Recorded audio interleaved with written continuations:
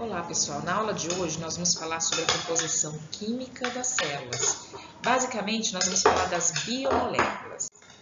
Bom, não há nada nos organismos vivos que desrespeitem as leis da física ou da química, né? Sejam bactérias, algas, fungos, plantas, animais, porque todos eles são formados por compostos químicos. E é a interação desses compostos químicos que os fazem diferentes. Então, embora tenham constituintes moleculares muito semelhantes, eles são diferentes na sua função, no modo de reprodução e assim por diante. Isso é justamente essa interação entre essas moléculas essa interação que vai dando essa identidade aos diferentes organismos, né? Bom, eles são, como eu disse, as células são formadas por constituintes moleculares, né? Contém tanto compostos orgânicos quanto compostos inorgânicos. 90% dos compostos orgânicos dos compostos orgânicos compreendem carbono, hidrogênio, oxigênio, nitrogênio, então representa 90% dos elementos químicos mais frequentes na célula. E existem elementos menos frequentes, que são os íons em geral, né? Sódio, magnésio, fósforo, enxofre e assim por diante. É a interação, a ligação desses átomos entre si que nós temos a formação de moléculas, mais precisamente de macromoléculas, que vão dar diversidade ao tamanho e composição. Inclusive, existem princípios que regem a lógica molecular da vida, né? Que todos os organismos vivos constroem moléculas a partir dos mesmos tipos de subunidades monoméricas. Os organismos eles são formados por constituintes basicamente muito similares. A estrutura de uma macromolécula ela vai ser determina a função biológica dessa macromolécula. Cada gênero e cada espécie, né, são definidos por seu conjunto distinto de macromoléculas. Não só o conjunto deles, mas a interação dessas macromoléculas entre si, né? De modo que existe uma hierarquia estrutural na organização molecular das células. O nível 1 seria as unidades monoméricas. Essas moléculas seriam basicamente a menor porção de uma biomolécula. Então, quando a gente pensa, por exemplo, nos cromossomos que estão lá no interior do núcleo celular, a gente tem que pensar que esses cromossomos eles são formados por DNA e proteínas. E o DNA ele é uma molécula grande, que é formada, a gente chama de polímero, e é formado por suas unidades menores, que são as unidades monoméricas, no caso os nucleotídeos.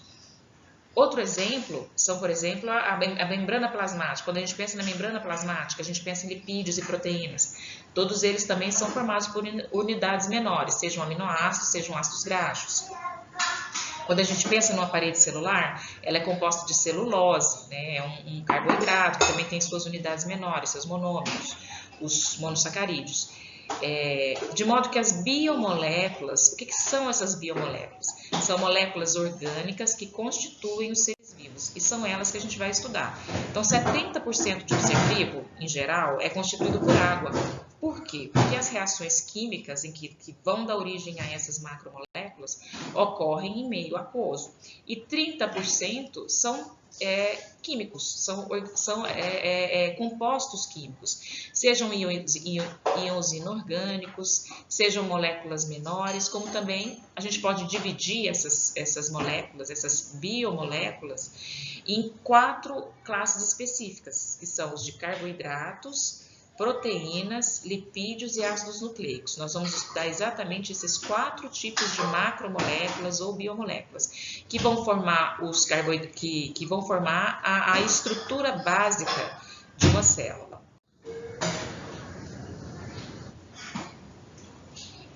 Então, a matéria viva é formada por macromoléculas, que são polímeros constituídos pela repetição de unidades menores. Então, por exemplo, quando a gente pensa num ácido nucleico, o monômero seria o nucleotídeo. E o polímero é o quê? A cadeia desse ácido nucleico, seja ele DNA ou RNA. E proteínas, compostas pelos seus monômeros, né, que são os aminoácidos. Os polissacárides, que são os açúcares compostos por monossacarídeos, e a junção desses monossacarídeos vão dar origem ao carboidrato em si. lipídios, compostos por ácidos graxos e glicerol. Só que, quando a gente pensa em lipídio, ele não pode ser considerado, embora seja uma macromolécula, ele não pode ser considerado polímero. Por quê? Ele não é constituído de repetições de uma unidade apenas, mas são várias outras macromoléculas que vão dando origem a essas estruturas, tá? A esses compostos que são os lipídios. Bom, vamos começar falando da biomolécula mais abundante nos organismos vivos, que são as proteínas. As proteínas são polímeros de aminoácidos, então os aminoácidos são monômeros, tá? E eles são formados por um número variável desses aminoácidos ligados por ligações peptídicas. Como é que é essa ligação peptídica? A ligação peptídica é a ligação entre o grupo amina de um aminoácido com o grupo carboxila de outro. Então, essa é a ligação peptídica. Quando a gente tem dois aminoácidos, um ligando ao outro, forma o que a gente chama de dipeptídeo. É claro que uma proteína é formada por várias ligações dessa e por vários aminoácidos também. Existem ao todo 20 diferentes tipos de aminoácidos, né? Como por exemplo a lisina, a arginina, a histidina. E existe também uma classificação para esses aminoácidos, né? Dos 20 existentes, os animais sintetizam 10. Esses são chamados de não essenciais. Existem os outros 10 restantes, que devem ser obtidos com a alimentação. Então, existem aqueles essenciais e não essenciais.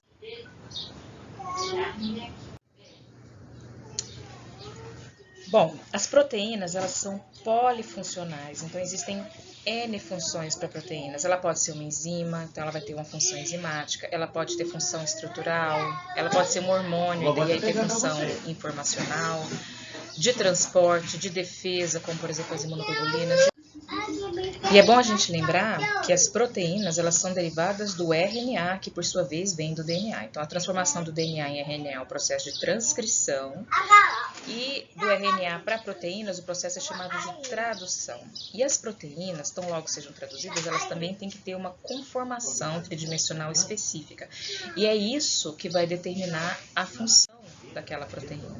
Então, olha como são multifuncionais, né? A gente tem, por exemplo, a hemoglobina, que está presente nas hemácias, é importante para carregar gases, como por exemplo oxigênio. Anticorpos, nós temos diversos tipos de anticorpos ou imunoglobulinas, que tem uma ótima função na imunidade. A actina, miosina, importantes na contração muscular. E assim por diante. Aqui, gente, é só mesmo para demonstrar. A gente chama de estrutura primária a sequência de aminoácidos de uma proteína que é mantida pelas ligações peptídicas, é uma sequência linear. A estrutura secundária é quando aquela primária, aquelas cadeias polipeptídicas, elas vão se enrolando, tá? A estrutura terciária é o enrolamento da estrutura secundária. E por fim, a estrutura quaternária, que é quando você tem 2 ou mais polipeptídeos na molécula, iguais ou não. Uma proteína, em sua estrutura quaternária, ela já é funcional. Bom, e com relação ao metabolismo das proteínas, né? Bom, a reciclagem dessas proteínas, né, inicia-se com a sua quebra no estômago, pelas enzimas digestivas, pela pepsina.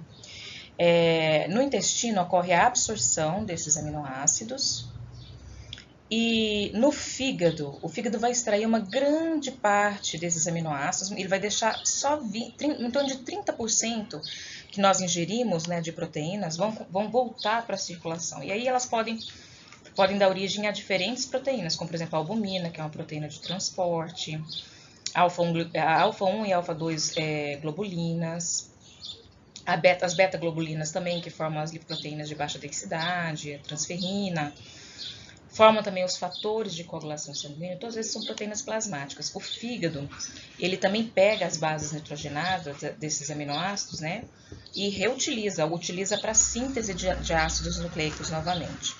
Então, aí daí a gente vê a importância, né, do organismo nesse processo de reciclagem das proteínas. A cadeia de carbonos dos aminoácidos, ela pode ser convertida em intermediários do metabolismo energético celular. Mas a gente tem que lembrar que não é uma função primordial das proteínas, né, ser uma reserva energética, né, prover o organismo de energia. Para isso a gente tem os carboidratos posteriormente os lipídios, e só então as proteínas podem agir como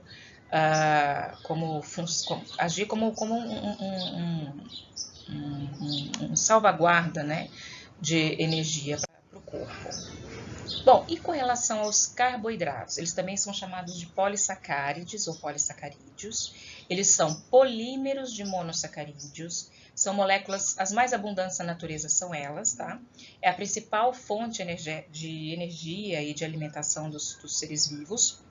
A fórmula geral é o CH2O, né? Por isso também que eles são chamados de hidratos de carbono, né? São carbonos hidratados, vamos dizer assim. Um exemplo clássico, mais comum, é a glicose, C6H12O6.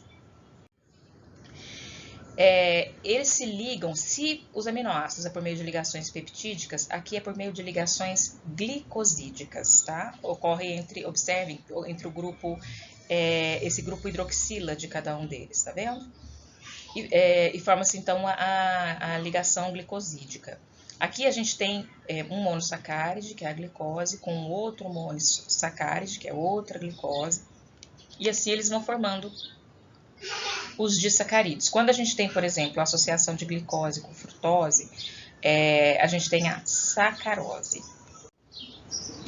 Lembrando que os carboidratos eles têm função de energia, é a fonte primária de energia do organismo, funciona como reserva energética também, e também é estrutural, porque forma a parede celular, né, porque ajuda a compor lipídios de membrana e assim por diante. Né? Entra também na formação dos lipídios de membrana, dos glicolipídios, né? E olha só a classificação. Então, a gente tem monossacarídeos, que são açúcares mais simples, os disacarídeos, que é formado por 2 monossacarídeos, e a gente tem os polissacárides ou polissacarídeos, que são formados por mais de 2 monossacarídeos, tá? Bom, no fígado a gente tem uma grande quantidade de reserva de glicogênio. O glicogênio ele pode ser quebrado em moléculas de glicose, então torna-se a principal reserva energética, né, das células eucarióticas. Aqui a gente observa um tecido hepático corado, né, pelo PAS, em que a gente vê que o citoplasma fica muito rosinha. É porque esse citoplasma dos hepatócitos está completo, repleto de glicogênio.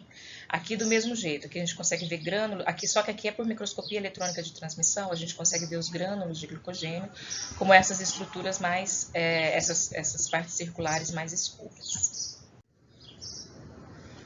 O amido, que é um polissacáride, né, ele é formado por repetições de 2 polissacarídeos, que é a amilose e a amilopectina. O amido, ele é a principal reserva energética, olha que interessante, em plantas. Ele é armazenado na forma, no interior de amiloplastos, essas estruturas que a gente vê aqui, ó, tá vendo? Esses são os amiloplastos, repletos de grãos de amido. Uma observação: quando a gente for trabalhar com amostras fecais, a gente vê muito material semidigerido e muitos me perguntam, professor, o que é isso com essa cor arroxeada, né, e tal? Eu falei, gente, são grânulos de amido, né, porque ficam no interior de amiloplasto. Eles se coram muito bem pelo corante que a gente usa para fazer o exame de fezes, que é o Lugol, né? O Lugol, ele cora, o iodo cora muito bem o amido, né? Então é possível ver exatamente como está aqui.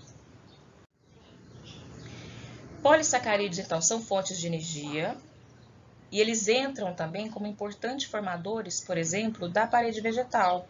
A parede celular vegetal é composta de celulose, é um importante polipeptídeo, tá? E aqui só dando alguns exemplos de polissacarídeos estruturais. Então, a gente tem a celulose, que forma a parede celular, a quitina, presente na parede celular de fungos, no exoesqueleto de artrópodes, tá?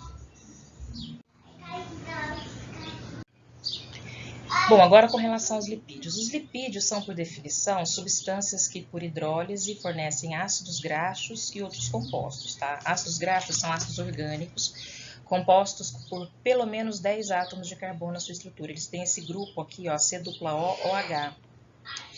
É a principal fonte de armazenamento energético. Os lipídios são multifuncionais, né?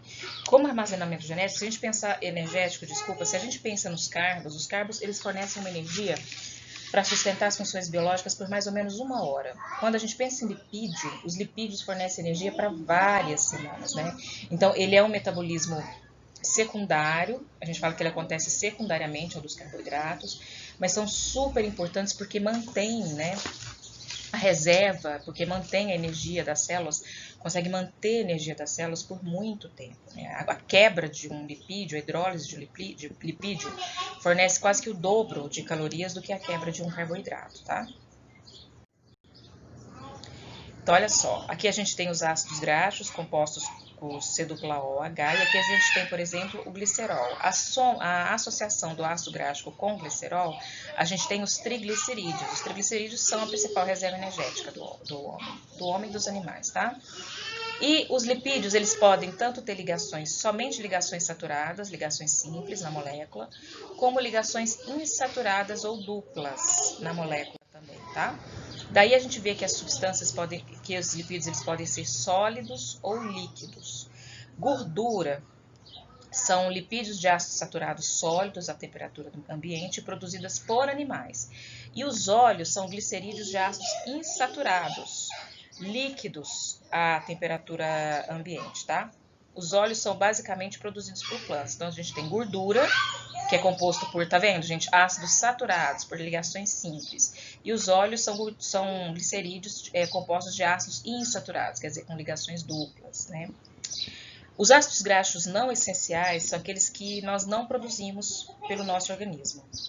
Sua ausência resulta em baixo crescimento em crianças, como por exemplo o ácido linoleico, que está presente no óleo, no girassol, no milho, né? E no linolênico, que está presente em óleos de peixes, né? Em peixes em geral. Eu falei que o lipídio ele é multifuncional. Então, quais são as funções? Pode ser reserva, estrutural, proteção, formação de hormônios, né, gente, como os hormônios esteroides, isolamento também, porque acaba sendo um isolante térmico, tá? Tem função digestiva também, porque nós temos aí os sais biliares. Vamos começar falando sobre a reserva. Então, os ácidos graxos saturados, os triglicerídeos principalmente, presentes no tecido adiposo, são nossa principal reserva energética.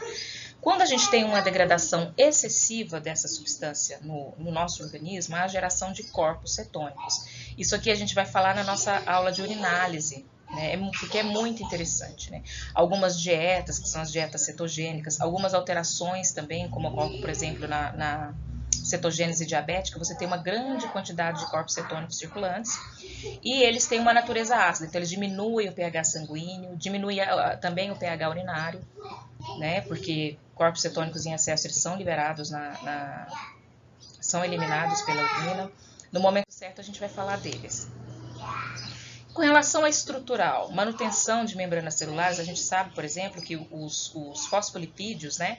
Eles são os principais formadores das membranas plasmáticas. Eles têm uma parte, tanto uma porção hidrofóbica, quanto uma porção hidrofílica.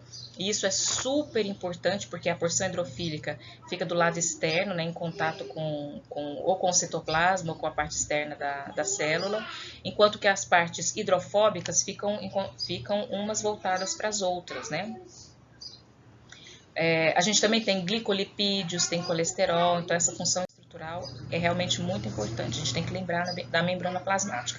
A gente vai ter uma aula mais para frente, eu acredito que seja a aula 5, em que nós vamos falar do transporte através de membranas. Aí eu vou falar mais um pouquinho de membranas para vocês, tá? Como proteção, a cera, gente, que ela tem composição lipídica, é uma barreira à perda de água pelas plantas. Em ave, também serve como repelente para manter as asas dos animais sempre secas, tá? Eles têm uma função super importante antioxidante, eles auxiliam na absorção e no transporte de vitaminas lipossolúveis, a gente lembra da ADEK, né? A, D, E e K. E essas vitaminas elas são absorvidas juntamente com a gordura da dieta e requerem a bile para sua digestão e quilomicrons para o seu transporte via corrente linfática, tá?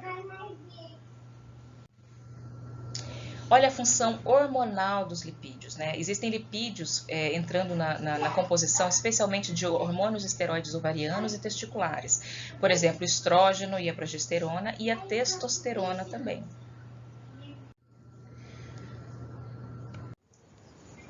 Pois nós temos os ácidos nucleicos, né?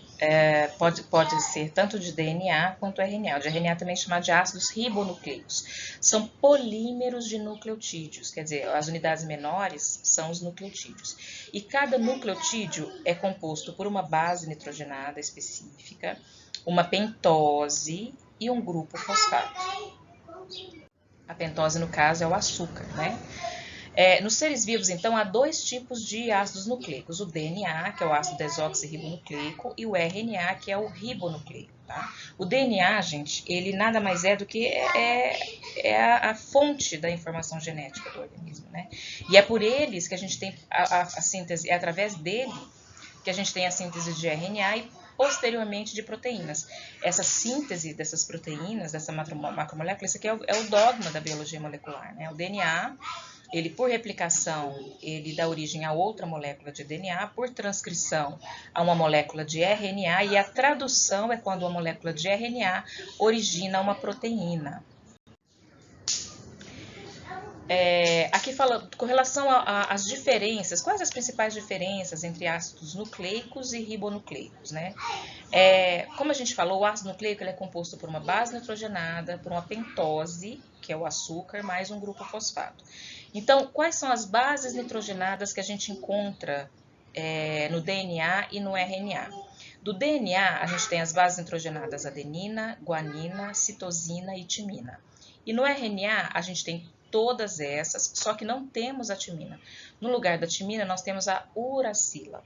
Então, quais são as bases nitrogenadas, as purínicas do DNA e do RNA? São adenina e guanina. E as pirimídicas são citosina e timina para DNA e uracila e citosina para RNA. Com relação às pentoses, então, que é o açúcar, né? Com relação ao açúcar, a de RNA a gente chama de ribose e a do DNA a gente chama de desoxirribose. A gente vê que a diferença entre essas duas pentoses está no carbono 2. Um contém uma hidroxila e o outro contém apenas o hidrogênio, tá? Bom, foi o americano James Watson e o inglês Francis Crick que propuseram em 1950 o modelo da dupla hélice para a estrutura do DNA. E eles, claro, né, ganharam um prêmio Nobel por isso. Então, o DNA ele tem essa conformação tridimensional. Ele é composto por uma dupla fita com essa conformação tridimensional. Então, essa conformação a gente chama de dupla hélice, tá? Que é só demonstrando os tipos de ligação, são pontes de hidrogênio, uma fita é ligada à outra por pontes de hidrogênio, aqui a gente vê as bases nitrogenadas se associando, né? Adenina com timina, citosina com guanina, guanina com citosina, adenina com timina, tá? E aqui, como a gente observa tridimensionalmente, como é essa molécula de DNA. Então, vamos lá com relação às funções do DNA. Então, ele é suporte universal da informação genética, é o responsável pela transmissão genética de geração em geração, confere muita diversidade à vida, né? Cada organismo tem um DNA que é seu, é único. E o que é o cromossomo? O cromossomo é uma molécula de DNA super enovelada. Tá? E o que é o gene? Um cromossomo ele tem vários genes, várias sequências de nucleotídeos que codificam uma informação. Pode ser uma proteína ou um RNA. É interessante, é uma única molécula de DNA super enovelada, né? E o gene é essa sequência de nucleotídeos que vai ter uma função, vai gerar um produto. É importante a gente lembrar que o processo de replicação ela é semi-conservativa. Eu não vou ficar aqui explicando para vocês passo a passo como ocorre o processo de replicação. Mas eu deixei um link aqui de um vídeo super didático para que vocês possam entender como ocorre esse processo, né? Porque é um processo super interessante em que uma fita de DNA é formada a partir de outra, por isso que a gente fala que é semi-conservativa, né? Então, quer dizer, uma fita filha sempre vai ser vinda da mãe.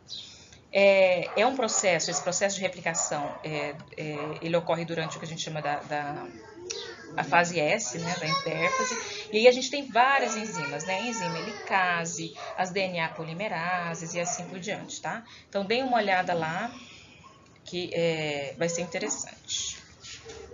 Bom, e os ácidos ribonucleicos? Eles são compostos por uma sequência de ribonucleotídeos dispostos em fitas simples. Então, quando a gente pensa no DNA, uma fita dupla. O RNA, o ácido ribonucleico, é uma fita simples. O açúcar que vai estar presente nele é a ribose. No DNA é a desoxirribose. E com relação à base nitrogenada, é a uracila no lugar da timina, que a gente encontra no DNA.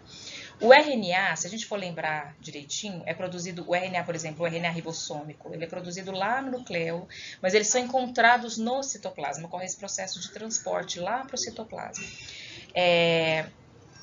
Quem quiser dar uma olhadinha no processo de transcrição, é assim que a gente chama, né? Quando uma fita de RNA é formada a partir de DNA, pode dar uma olhadinha nesse vídeo também, que está super didático. Então, falando de diferenças do DNA para o RNA, nós até já falamos bastante, a principal diferença é com relação à base nitrogenada, é a presença da uracila. A transcrição é um processo que está acontecendo continuamente, né? Então, como que ocorre os eventos básicos? A enzima-chave nesse processo é a RNA polimerase, ela que vai reconhecer e se ligar a uma sequência específica de DNA. Ocorre, então, a separação, a quebra das pontes de hidrogênio entre as duas fitas de DNA, esse processo a gente chama de desnaturação, mais ou menos na altura de onde a RNA polimerase vai se ligar e onde vai ocorrer a transcrição. As fitas são mantidas separadas durante o processo de síntese, os nucleotídeos vão sendo adicionados pela RNA polimerase e, posteriormente a esse processo, ocorre a renaturação do DNA, né? E ocorre a síntese do RNA. A tradução nada mais é do que a produção de proteínas a partir da molécula de RNA. Na verdade, a gente tem vários tipos de RNA, né, que estão presentes ali no citoplasma. O RNA mensageiro, que é aquele que carrega a informação genética do DNA do núcleo até o citoplasma. O RNA ribossômico, que é aquele que forma os ribossomos, são formados lá no nucleolo. Então, a gente formam as subunidades maiores e menores. O RNA transportador é aquele que transporta os aminoácidos para a formação das proteínas. Ele vai utilizando o RNA mensageiro como guia, né, como